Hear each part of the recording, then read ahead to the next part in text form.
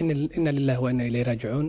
halkan waxa uu tacsiinina saaxiibkeen Xasan Cusmaan Cabdi Xasan Fantastic oo ahaa agaasimihii idaacadda iyo TV-ga Shabeelle. Allah u naxariisto mar labaad mar saddexaad Allah u naxariisto saaxiibkeen aad ay u tiraansanay.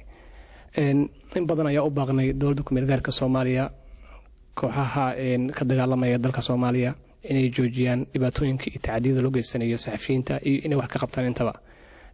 ilaa hadda manoo muuqato waxa noo naasacadaaday amba wax qabad rasmi ah ay sameeyaan dadkaasi aan u baaqayno.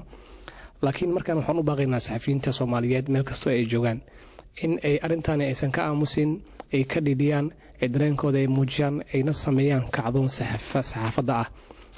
kulley saxafiyiinta way og yihiin maanta dadka dagaalamaya amba dhinacyada ama dowladda ahaato amba kuwa ka soo horjeeda ahaato haddii ay saxafiyiinta maanta kacdoon sameeyaan iyagoo shacabka gaarsiin kara warar xaqiiq ah haddana saameyn weyn ay ku yeelan kartaa intaasi. wayna sahlan tahay in maanta saxafiyiinta ay sameeyaan kacdoon fara badan. in badan ayaa wax cambaareynay in badan ayaa wax dhaleeceynay marka arintan oo markasto soo noqotay oo la dilay saxafiyiintii oo markasto aan tirinayno ilaa hadda la sheegay ilaa 25 inay gaartay. tomorrow waxaa naga dhamayso tirkoobka saxafiyiinta Soomaalida ee lagu dilay meel kasto ay joogaan. marka waxaan aad iyo aad u tacsiinaynaa ehladii iyo qaraabadii uu ka baxay saaxiibkeen Cusmaan Xasan Fantastic oo ahaa nin aad iyo aad qaali u ah oo aan marnaba aan ilaawi doonin. sidoo kale waxaan u tacsiinaynaa baal saxaafadda meel kasto ay joogaan.